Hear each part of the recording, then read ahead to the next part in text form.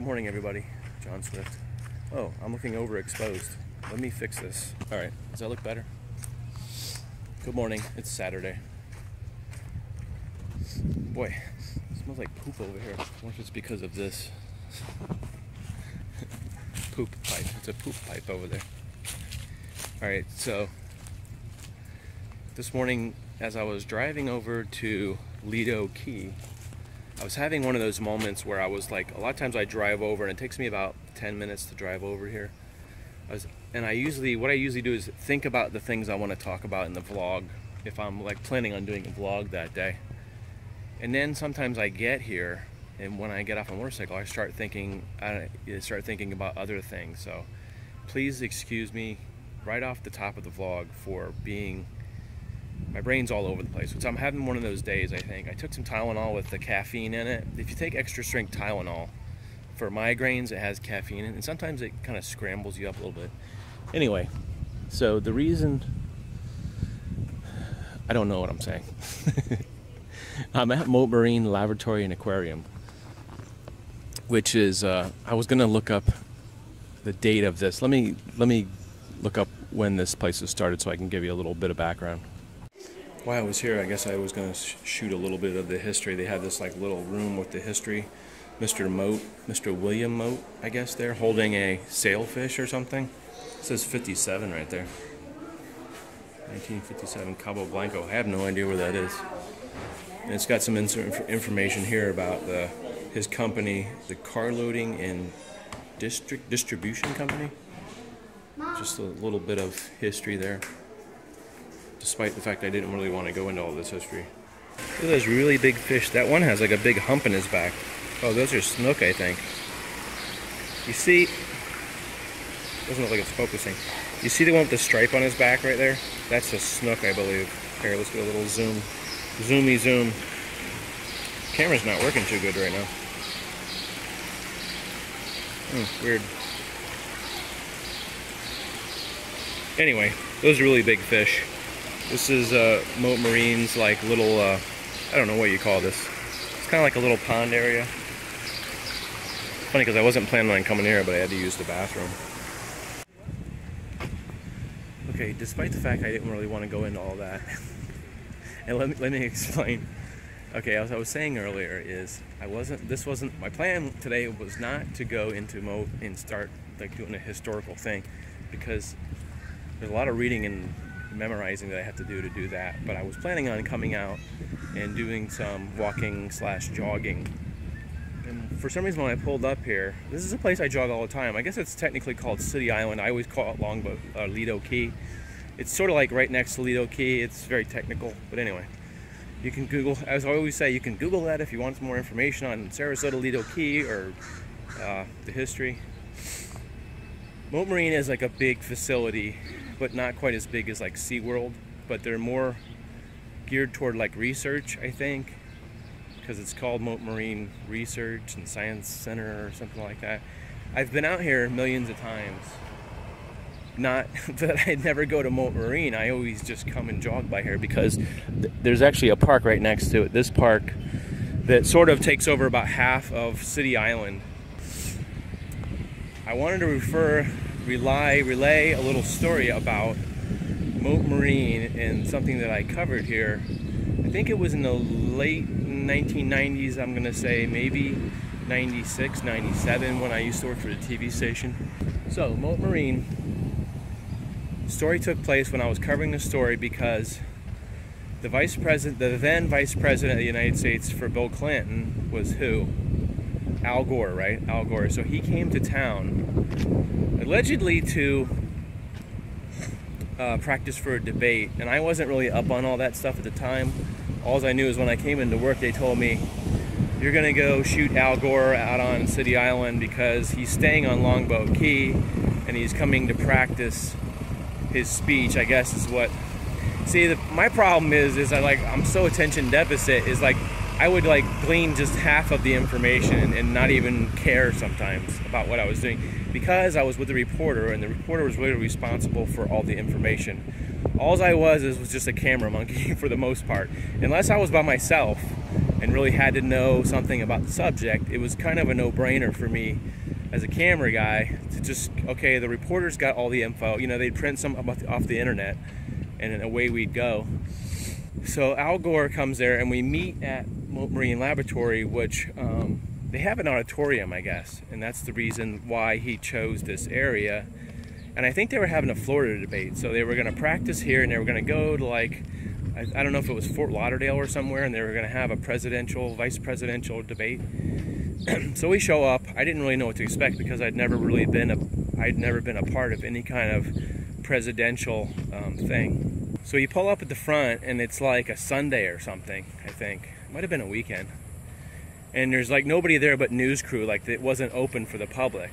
And I don't know if like they closed it or something, but I just remember they're just being Secret Service. And when I say Secret Service, it wasn't like the general, what you normally see like in the movies and on TV is the Secret Service is dressed in suits and ties. But for whatever reason, they were all dressed in like those short sleeve collared shirts. And they had, the funny thing I really noticed when I got there, they each had like a letter on their collar, like a little, I don't know if it was like a little metal pin, and it was like B and C and D. And I actually asked one of the guys, because they were like, basically they were standing like sentries out front.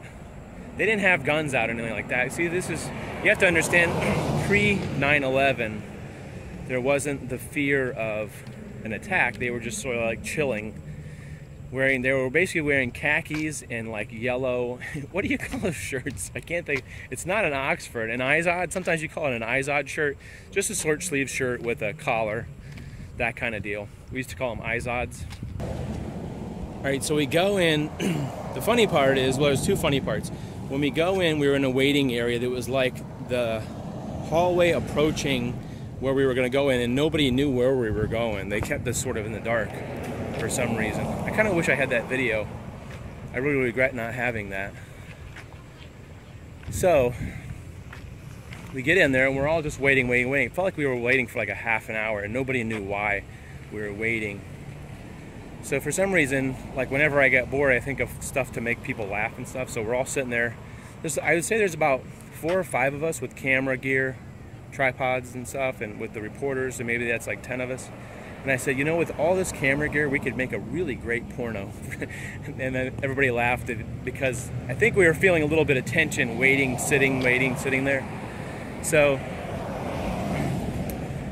they lead us past, for some reason, I don't know why we went this way. Instead of going straight in the auditorium, I don't know why. We went past the gift shop, and they had a makeshift press conference, like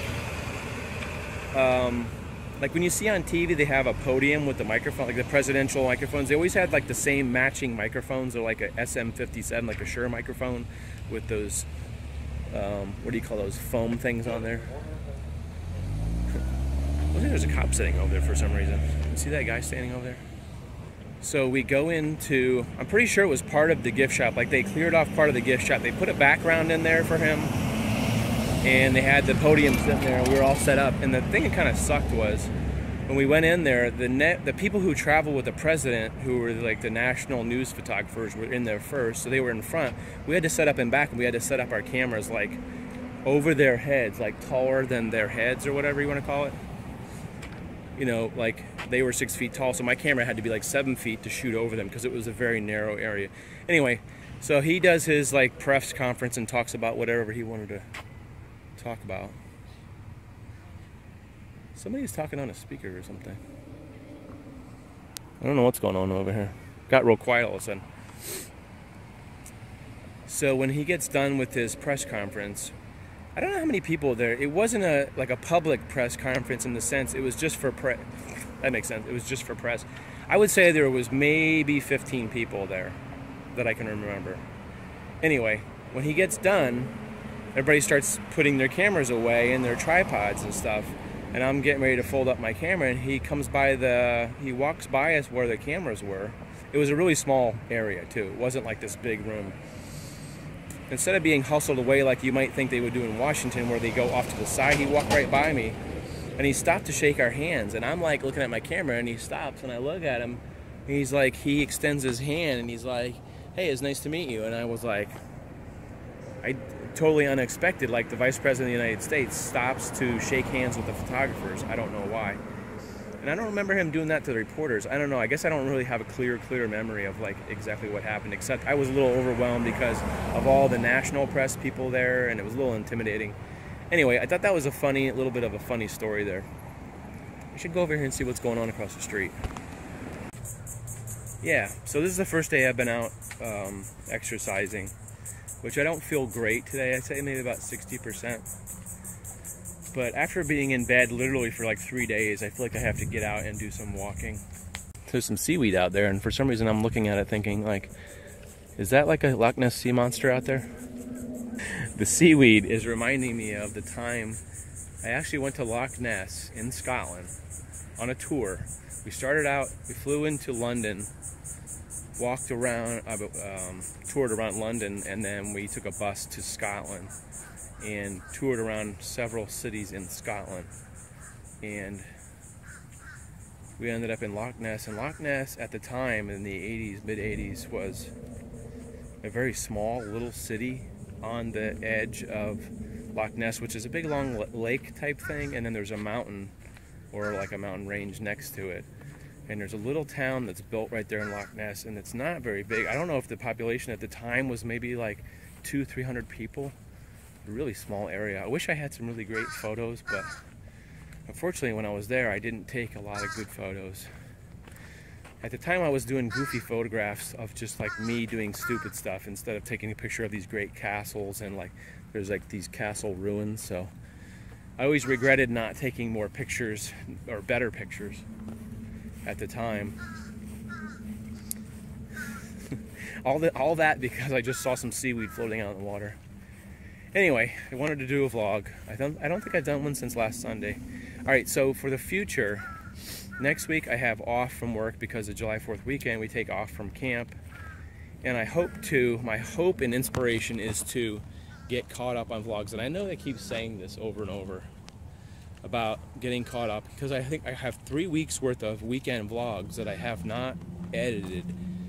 Partially because of being exhausted mentally. Partially, I think I'm just like making excuses. So I'm getting frustrated with myself, actually. And the lack of work I'm not producing. That's why it's much easier to do a vlog like this, where I'm just talking and I edited a couple pieces together. As where, like, when I do a weekend vlog, I will shoot like 2 hours with a video. Then I have to go and pick and choose the pieces, because I don't shoot it like I do this. Like, this vlog usually takes me about a half hour. I shoot a couple clips, or I'll shoot one long clip, piece them together with the editor. It doesn't take me much time, and sometimes if I do it in one long take, more spiders' webs, one long take, I can just load it right up to YouTube, and it's real simple, less time consuming. And then when I get really bored editing. I think part of the problem is the editing process for me is very bored, unless I'm really just, I don't know, feeling energetic that day. But I love producing the videos. It's just to edit. I wish if I had somebody to edit them for me, that would be like super awesome. I could just go and suggest some of the clips and then have somebody edit it for me. But sitting in a chair for like 4 hours editing sometimes gets really, sometimes I have to take a break in the middle of them. So these are all the excuses I keep offering up.